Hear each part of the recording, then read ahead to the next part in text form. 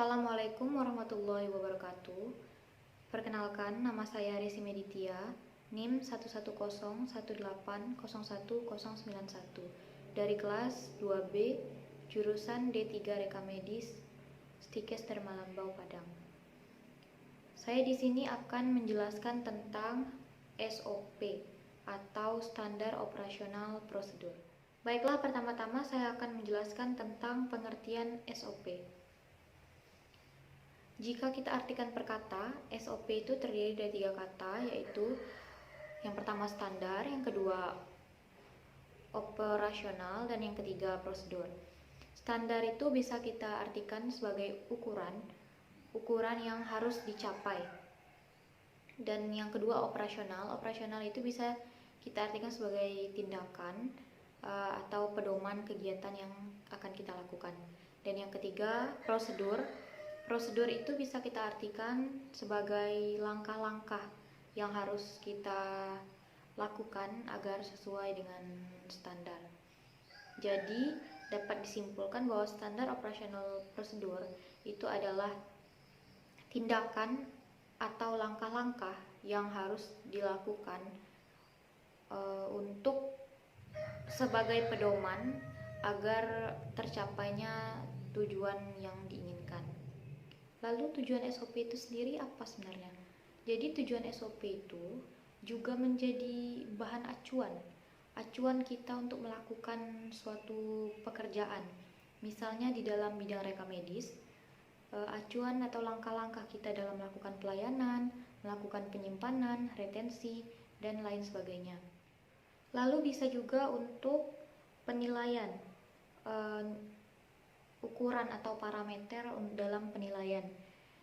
SOP itu kan sudah sesuai standar karena dia memang standar operasional. Jadi jika dilihat langkah-langkah atau prosedur yang dilakukan tidak sesuai atau dengan SOP, maka itu belum memenuhi standar atau di bawah standar. Selanjutnya, tujuan SOP yaitu untuk menghindari kesalahan atau keraguan.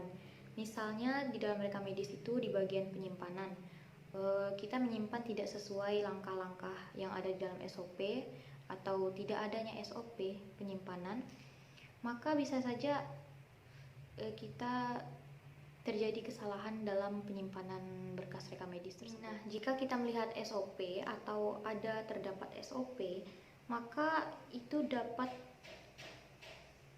menjadi acuan dalam pelaksanaan proses kerja yang akan kita jalankan.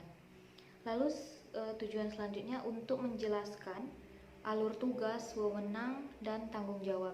Jadi itu untuk menjelaskan apa saja yang harus kita lakukan, apa saja yang boleh kita lakukan, dan bagaimana proses kerja yang harus kita lakukan, dari mana ke mana. Baiklah, selanjutnya saya akan memberikan contoh SOP di bidang reka medis, yaitu di bagian penyimpanan. Dalam SOP itu terdapat beberapa rincian, yaitu ada pengertiannya, ada tujuan, ada kebijakan, prosedur, dan juga ada unit kerja atau unit yang terkait. Jadi pengertian penyimpanan di sini adalah melakukan kegiatan menyimpan berkas dan mengambil kembali berkas reka medis tersebut apabila dibutuhkan. Lalu kemudian tujuannya yaitu sebagai acuan untuk penerapan langkah-langkah agar reka medis tersimpan dengan aman dan rapi serta tepat juga di ruang penyimpanan, serta mempermudah dalam mengambil kembali berkas reka medis tersebut. Kemudian kebijakannya itu terdapat di dalam Peraturan Menteri Kesehatan Republik Indonesia Nomor 269 Tahun 2008 tentang reka medis. Lalu kebijakannya terdapat juga di dalam Buku Pedoman Pengelolaan Reka Medis Rumah Sakit Depkes RI Dirjen Pelayanan Medik Jakarta tahun 1997. Prosedurnya yaitu yang pertama, petugas penyimpanan reka medis menerima berkas reka medis. Yang rawat inap, petugas penyimpanan rekam medis itu menerima berkas rekam medis dari petugas rekam medis yang ada di instalasi rawat inap.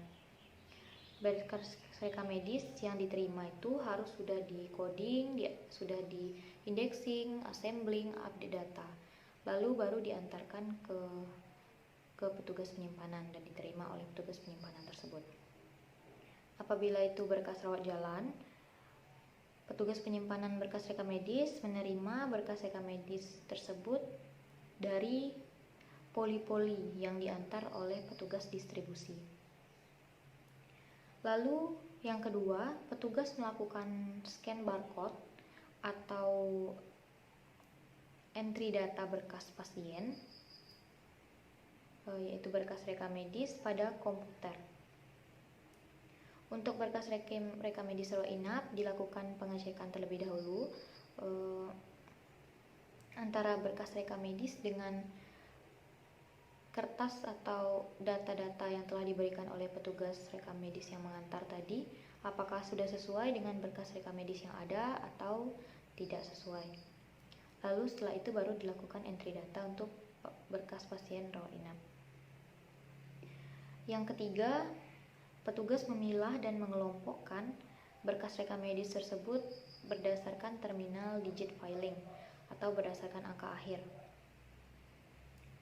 2 angka akhir untuk memudahkan dalam penyimpanan. Yang keempat, petugas meletakkan berkas rekam medis di depan rak penyimpanan yang sesuai dengan nomor rak yang ada pada berkas rekam medis. Yang kelima, petugas menyimpan berkas rekam medis sesuai dengan nomor rekam medis yang ada di berkas tersebut satu persatu berdasarkan terminal digit filing, yaitu dari 2 angka akhir, lalu 2 angka tengah, baru ke 2 angka awal. Yang ketujuh atau yang terakhir, yaitu rekam medis disimpan sekurang-kurangnya 5 tahun terhitung dari tanggal terakhir pasien berobat atau dipulangkan. Lalu unit terkaitnya adalah instalasi rekam medis. Baiklah, sekian penjelasan dari saya tentang SOP atau standar operasional prosedur. Apabila ada kesalahan atau kekurangan dalam penyebutan atau pemberian informasi, saya mohon maaf. Dan saya akhiri dengan wabillahi taufiq wal hidayah. Wassalamualaikum warahmatullahi wabarakatuh. Terima kasih.